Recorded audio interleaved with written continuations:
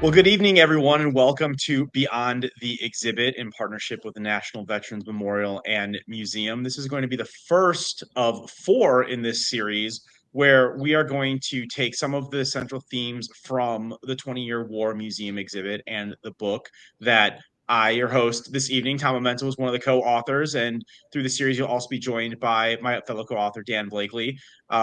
And some of the veterans that were in the book that helped inspire us, that helped sort of inspire talks about transition and change. And so today we have the privilege and absolute honor to be joined by the absolute power couple of the Navy themselves, Chris and Angie Baker, out there in Colorado this evening. How are you guys doing?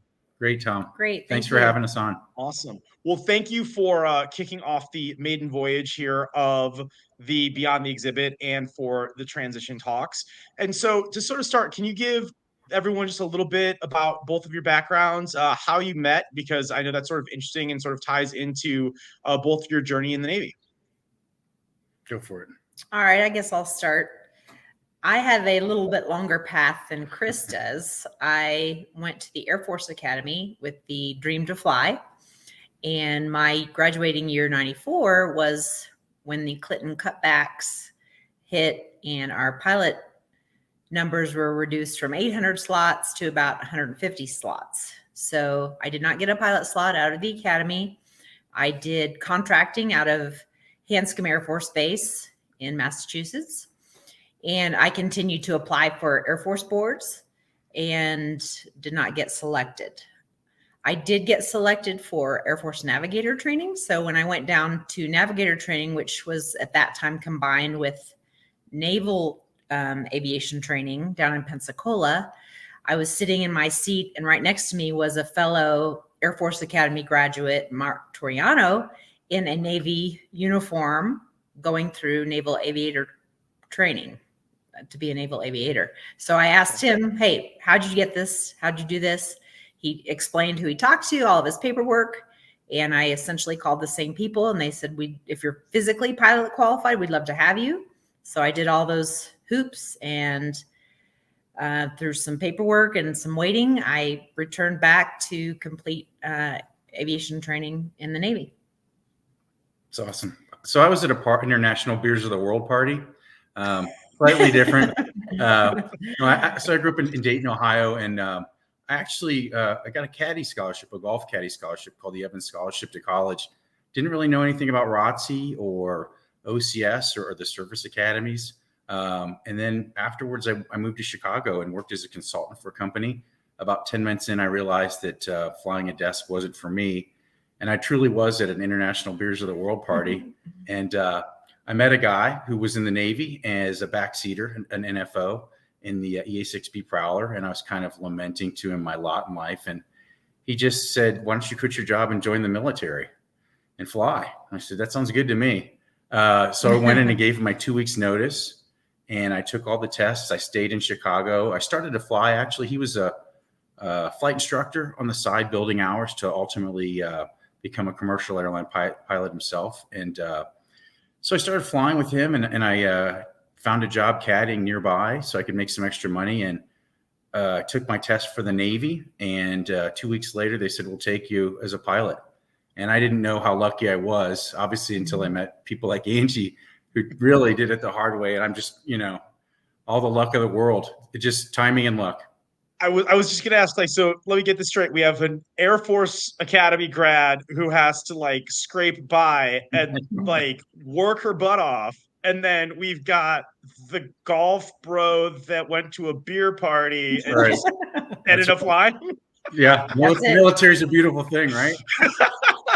Does that Chris, talk us through a little bit about what the decision that you made to leave the service without going the full 20 years, right? And then what was that transition like for you just as the transitioning service member? And then, Angie being both still in, which is its own world, right? And then also being the supportive spouse of someone who is transitioning, which is also its own journey. That had to be a little bit chaotic for a bit, I would think. Yeah, definitely. Absolutely. Happy to. That's a great question. I had left my first squadron and done really well. got the #1 nod as a lieutenant, and then went to a training squadron teaching newly minted ensigns how to fly T-34. in the T-34, and had a great career there. And realized at some point that in the negotiating of my next set of orders that the dual military career was not untenable, but it was going to be really rough. And we had already started a family, and Angie had more time in at that point than I did. And I really felt like it would have been fun to stay in and become the skipper of a squadron. But at the same time, I felt like if I left right now at the end of my second flying tour, that I would have really experienced some of the best flying that you could, and with some of the best lieutenants and lieutenant commanders that you could be a part of in the VT-28 and the squadron down in Corpus. And let me just say, it was always my dream to be an airline pilot. And again, Chris had the fit reps of being the #1, and he did very well in the Navy. So he was on track to be a skipper of the squadron. So the irony that he was the one that got out and went to the airline, and then I was the one that stayed in was a little bit of a twist for us.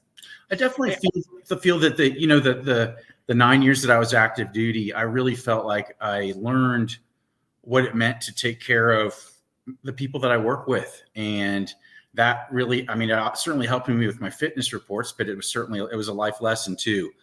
That, you lead by example, obviously, and you put the people that work for you first, regardless of what rank you are or how long you've been in the service or whatever your job is. And I know people will look at me or have looked at me in the past like, Baker, you're an idiot.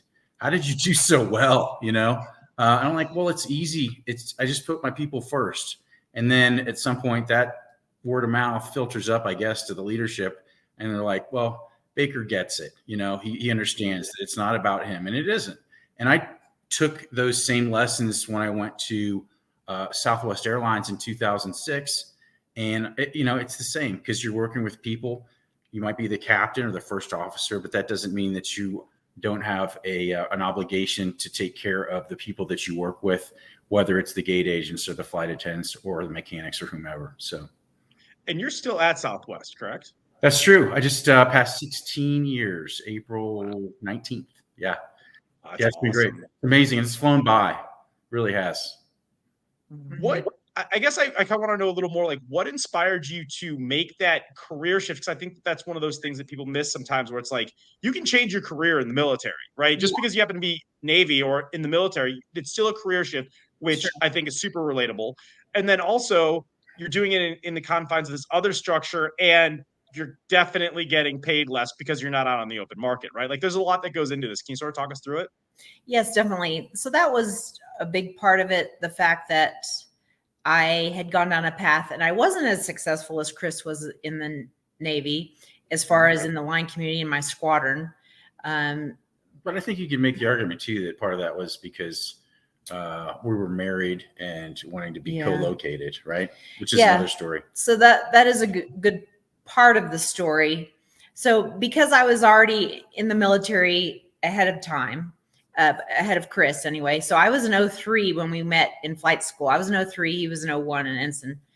So I had already had that time built up. So when I did get to my first squadron, they kind of already knew that to keep me on my career path, I was going to have to go directly to the boat after my first operational squadron. So typically you do what Chris does. You do an operational squadron, then you go do a shore tour, which was teaching the ensigns to fly the T-34. You can say kids. Okay. Come on, let's be real. Like, they don't think that way, but you've got enough, gray hair or lack thereof, right? Totally. But because I knew that was going to be my path, because I had been again delayed from starting later. That factored in. So it factored in not only, I think, to how the squadron viewed me as far as my future as a potential squadron commander, but also because, like he mentioned, how they do the orders. It may be different now, but at the time we were through at the FRS, the Fleet Replacement Squadron, where you actually learn your platform, the P3. At the time, it was the P3 in Jacksonville. you had orders after when you got winged. So when I got winged, I got orders to Hawaii. He had orders to Whidbey Island, Washington. So when we went to the FRS in Jacksonville, that's actually when we started dating and fell in love. And then I went off to Hawaii and he went to Whidbey. Shortly after that, that's when we got married. And the Navy, interestingly, had just come out with a policy that year that said they were really going to try to co-locate married couples. So Chris and I were talking, and he said, because he's VQ doesn't have a squadron in Hawaii, but and VQ for people listening is yes, yeah, it's essentially reconnaissance. The Navy has 11 spy planes, and at the time there were 2 squadrons, one in Rota, Spain, and one in Whidbey Island, Washington. Yep. And I was VP, which is the standard P3 mission of surface warfare, submarine warfare. Added missions with the AIP aircraft of reconnaissance or intelligence gathering. So, but they did have VP squadrons in Whidbey. So Chris said, why don't you have a conversation with your CO and see if he'd even consider moving you to Whidbey? And I said, sure. I figured it was a long shot and I figured they would say no, but I went in and talked to my skipper and he said, sure. When you are at a demarcation point of your P3 syllabus, in my case, when you are a 2P, because when you go to the squadron as a 3rd pilot, and then you go through the syllabus to become a 2nd pilot, they said when you're a 2nd pilot, you can move to Whidbey. So I was able to move, and we were able to co-locate in Whidbey.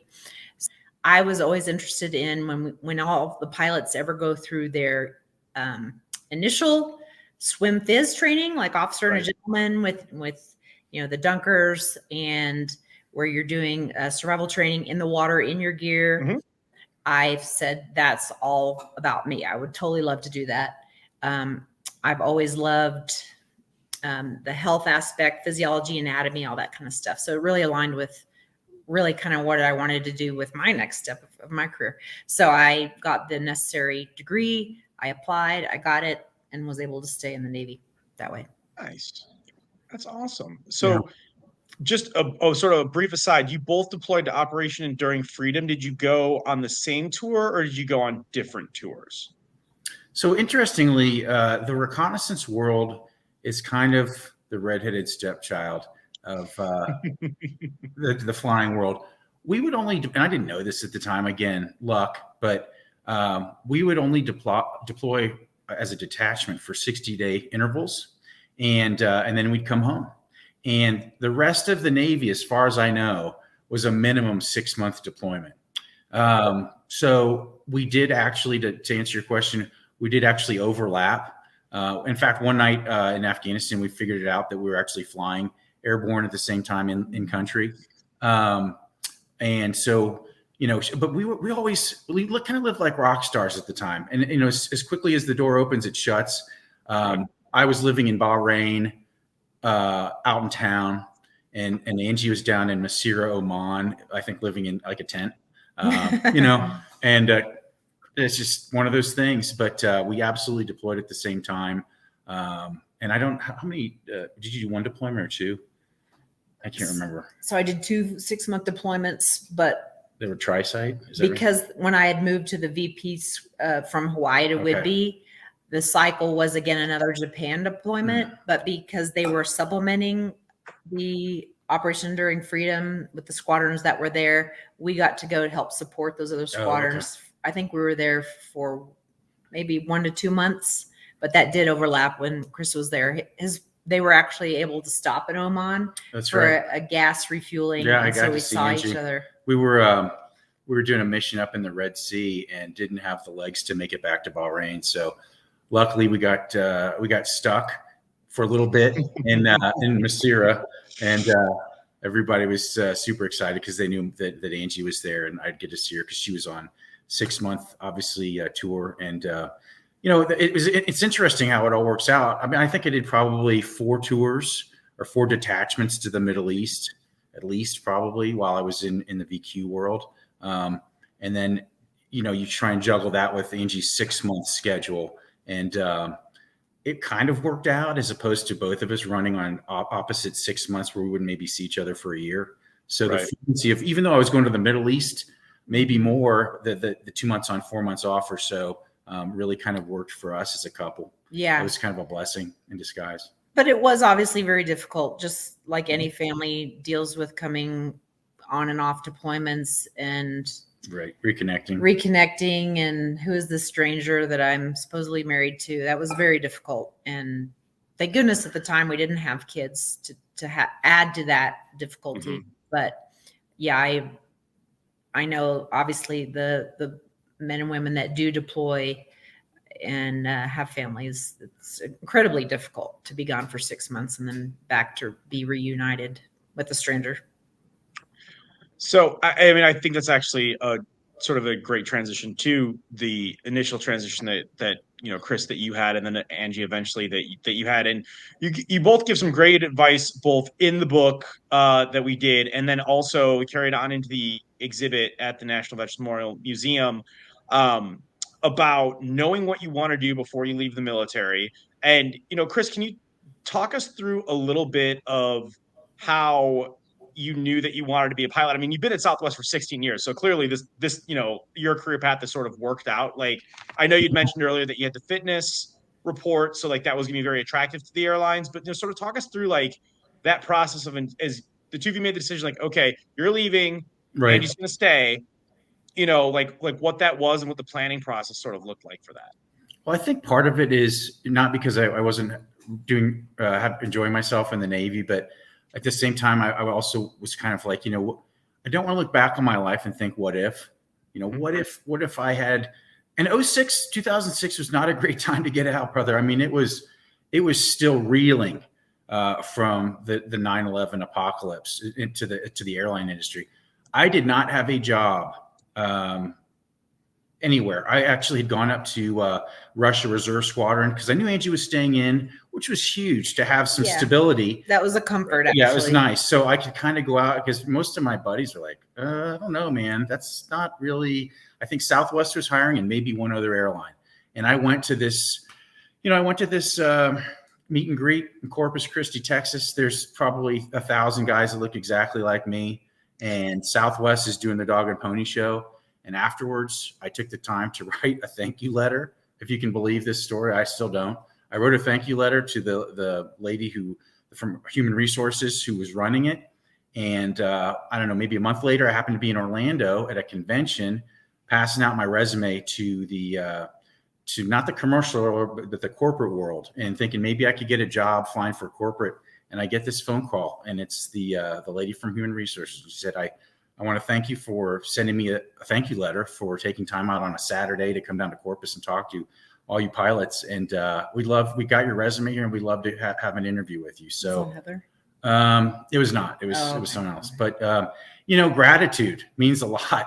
And from there, it was a function of being able to feel confident talking about myself and being able to tell stories about my career in the Navy and how it would essentially advance the objectives of a Southwest Airlines or a United or an American, whoever you're interviewing with. But feeling comfortable in your own skin and being able to talk in a way that pushes that objective of obviously wanting to be hired, but being able to say, hey, this is why I think I should be hired, because I learned this, and this in the Navy. And this is how I applied it. And this is how I can apply it at your organization. And from there, again, lucked out. I went on terminal leave. And right while I was in terminal leave, I was in training at Southwest back in 2006. Pretty crazy. Awesome. Yeah. when I talk to veteran entrepreneurs, or I talk to veterans that are trying to get out into the workforce, I'm like, do not underestimate the simple fact of being really nice to someone with a big smile and saying thank you. Yeah. And then, absolutely right. And it's amazing. This is kind of an interesting, the airline job is interesting because more than not, people getting off that jet are saying thank you to the flight attendants, thank you to the pilots, which is pretty fascinating. Because can you imagine, like, if your normal day job, 180 people left work and said thank you? It's pretty wild. And I try and be very attuned to that and obviously respectful, because that's kind of how I grew up when I went through Officer Candidate School and the Marine Corps DIs to train us. And I have no problem with saying thank you, sir, thank you, ma'am. And I've even had people pull me aside and say, "Hey, were you in the military?" "Yes, sir." I'm like, "Well, I can tell. And I really appreciate that." And that's just my thing, and I learned it from the DI screaming at me in Pensacola and throughout my time in the service. And it has served me well. I use it not just at work, I use it around all the time. And it disarms people, and it makes people understand that you're appreciative of what they're doing for you. And that's just me. Was that something that was super helpful and comfortable as you were getting ready to make your move? Definitely. We had always decided that we would settle where a Southwest hub was. So leaving San Diego, we had a few options that we were looking at, and we analyzed all of them to find out what would be the best for our family. And we decided on Denver, which has been great. And coming here, I had just actually planned to be a stay-at-home mother at that point. And shortly after arriving, probably, I don't know, 6 months in, I'm like, I can't do this full time. Okay. I couldn't do it. And, I think a lot of professional women, or even women that are at home, struggle with it. It's probably the hardest job I've ever done. And I've done quite a few things. So I just couldn't take it. And so I started the kids in mommy daycare or mommy day out. So I was there until they did go to, preschool at 4, but it was a challenge. And at that point I was on the job path trying to find something. And it was very, very difficult and very, it was demoralizing. It hurt me as a person because I could not find anything, and no one could appreciate P3 pilot, naval physiologist. My resume did not resonate with anyone. People didn't say, "Oh, you're a hard worker. Yeah, we'd love to take you and train you." That just didn't exist. So that was a huge blow to me personally, and I was struggling. And Chris happened to be looking through something or in a paper, or I don't even know how he found it, but he said, "Hey, Jeppesen is hiring. Why don't you go apply?" So I did a little research into what kind of job it was, and I applied and I got it. So I did approach coding, where we take the approach data in throughout the world that's produced by the countries, by the United States, and then we take that data and make it into our software that can be uploaded to the flight management systems in the aircraft. So when they push, go to Gibus, the plane flies to Gibus. But anyway, but that was just that resonated with me so much that when you guys asked us to be a part of the 20-year war, that was very important to me to talk about, because I know a lot of veterans struggle with how to, get back into the workplace, to find their new spot, new space. And it is very difficult. As a couple that had this sort of shared experience of being in the military, as a foundation and things like that, did that sort of shared language help when things got tough, especially for you, Angie, as you're it sounded like you struggled a little bit the way that, myself and a lot of other veterans did, where it's like, I'm confident, I'm capable, I'm really smart, and I'm really hardworking. Right. But it's not coming together. Right. And meanwhile, he's over there like, "Well, see, honey, I'm flying the love field." Right. Yeah, very much so. And Chris and I have joked along the years that he is quite lucky. Timing is everything, with luck and bad luck.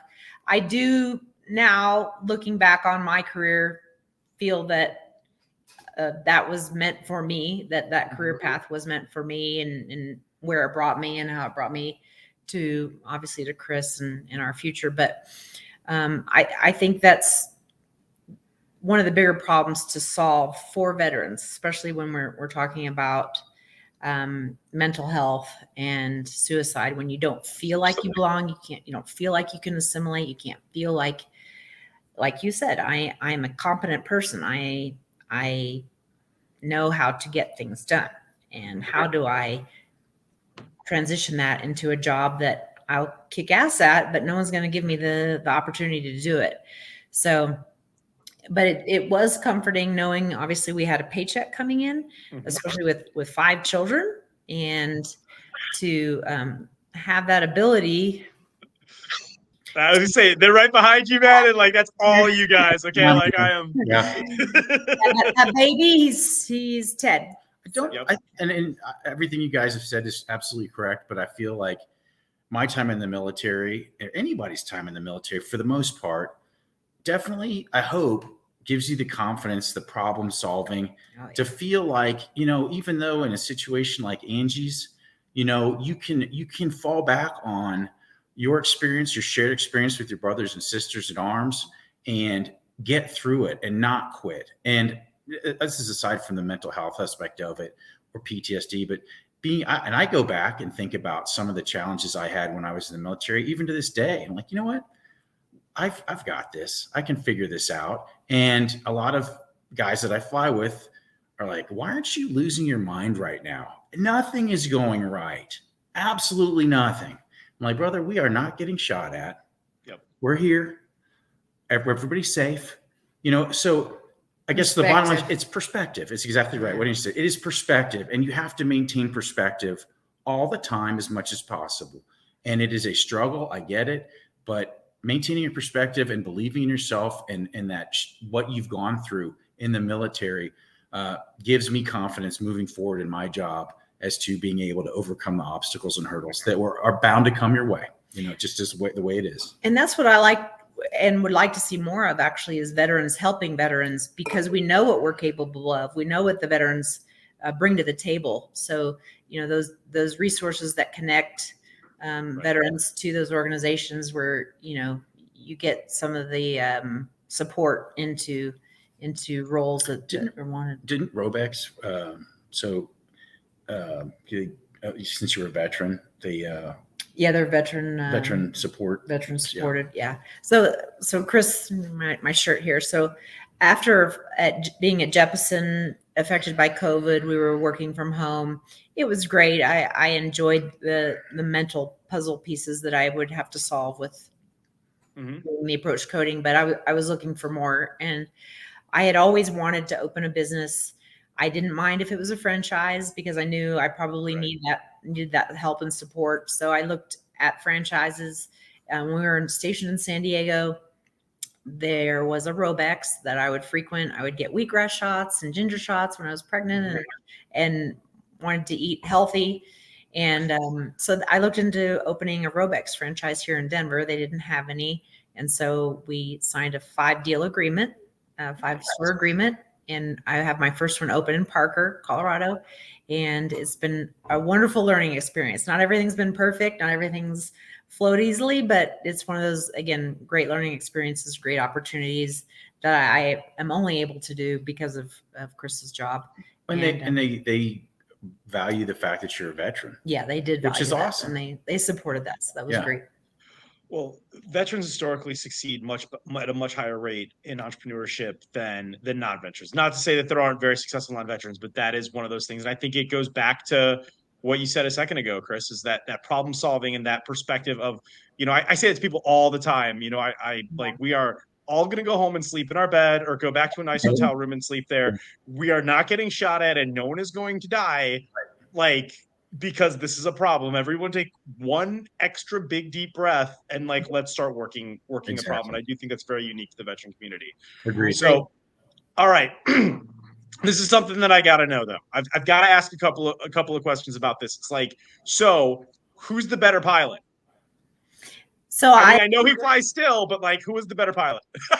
Well, I alluded to that earlier. There's the foreshadowing. I was a little more mature than Chris going into flight school. So I was very focused. I wanted to be at the top of my class. I didn't go out. I just stayed home and studied and worked and worked and worked. And I graduated #1 pilot in my class. I had a terrible whiskey habit, Tom. Hey, that's just off camera, the whiskey cabinet, which is a side note for the audience. Chris knows his whiskey too. We've had more than one conversation about that. But let me finish the story though. So when we were in our squadrons, Chris became an instructor in VQ1, and his CO and XO, they were awesome. And Chris and I had asked, hey, could we have to stay current in getting 3 approaches and 6 landings a month to stay current, right? Is it a month? every month. I can't remember. Or quarter. Anyway, so Chris Usually. asked his CO, hey, can Angie and I be on a flight together? So they actually had to really research that. And if we had had children, they wouldn't have allowed that to happen, because if the plane had crashed, we would have both been gone. But so they allowed it, and we flew. And after him, and the work he had done as an instructor, and obviously we hadn't flown in the years since we had graduated and got our wings to when he was now an instructor and we were flying together. Mm-hmm. He was amazing. I was like, oh my gosh. Amazingly bad. He's a better pilot than I am. So I think true. the answer is we are both amazing pilots. Not one is better than the other. Every time, don't believe any of that. That's true. Except for the parts we flew together. Yeah, I had a great skipper.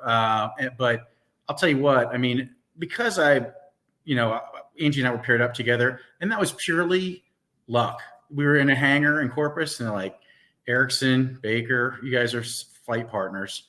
And then I'm just thinking, well, this woman's beautiful. I just have to wear her down and then just keep getting her pregnant. She can't leave me. But I mean, literally, so we flew a lot together as students. And I'm just like, I would shudder at having to fly after her, whether it's in the sim or the plane, because when I would get in, it would be like JoJo the circus boy with a new pet. And, the planes all over the place. Hands down, no kidding. And I've flown with some great pilots, but truly, I mean, the number one in flight school is completely deserved, but one of the best pilots I've ever flown with. And I've flown with a lot now, obviously, with my 9 years in the Navy as an instructor and then 16 at Southwest. But incredible eye-hand coordination and really, I mean, just a talent. I mean, you don't see it. And I'm not saying because she's a female or male. It's just the eye-hand coordination and the knowledge is just incredible. It's pretty impressive to be able to experience that, because you don't see it very often. And the great irony of it is that back in 1994, the Air Force didn't think she was good enough to get a pilot slot. So she's like, I was gonna say, I'll just go to the Navy and kick ass. And I'll see. I was gonna say, like, from being like, nah, you can't, to number one in your class. Like, I do hope that if you ever meet former President Clinton, you do give him a little bit of hell about that, because that's incredible. Yeah. Well, but again, I think because of my circumstances, because I had that chip on my shoulder, I worked extra hard. If I had gone to flight school right through the Air Force, maybe I wouldn't have performed as well, because I wouldn't have had to prove something. Do you know what I'm saying? Yep. No, absolutely. So we're running up against time, although I could sit here and just hang out with you guys forever. And in point of fact, the next time we're all in Columbus, Ohio, we need to do that again. So is there any sort of final words of wisdom or just any advice that you would give either to veterans that are getting ready to transition out, or just sort of, people when it comes to, having different career paths or just having different things? I think you feel like is really important that maybe we didn't touch on from either the book or the exhibit that you want people to know? Go for it. Okay. I'll just say that when I was exiting the military, they had a system designed to help us transition, like transitional classes and help with paperwork. And I highly recommend everyone does that. I know it's time out of your day, time out of your work. It's going to take time and effort to do it and to get there, but it is valuable. It will help you get all the checks done that you need to do as far as transitioning, physically, paperwork wise, from military to civilian life. But it will also give you those resources. Go to those headhunting meetings, fill out and make sure you have a great resume, and do all those things before you actually depart the military. I think that will just make life so much easier and less stressful to have those options available for you before you're out, and then trying to figure out what to do. That's good.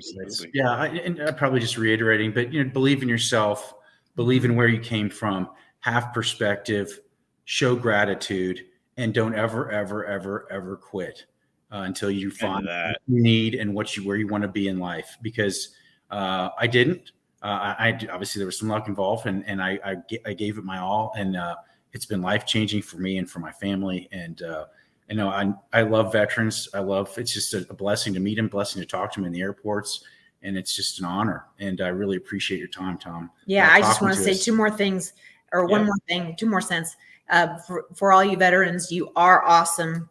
You are amazing. I know down deep, you know that. Don't ever let that go, because, the world doesn't necessarily know everything you've been through, and you are amazing just to have gone through what you did. Absolutely. Well, the two of you are absolutely amazing. And thank you so much for being the carrier catapult that has launched this transition series. I could not have thought of a better way to do it or to spend some time with you guys this evening, both as friends, as fellow veterans. I can't thank you enough personally for your willingness to both be in the book, be a part of the exhibit at the National Veterans Memorial Museum, and then just your continued support of veterans causes. Thank you both so much. And I hope you all have a wonderful evening, and I hope everyone watching does the same. Thanks, Tom. Appreciate your time. Have a great night.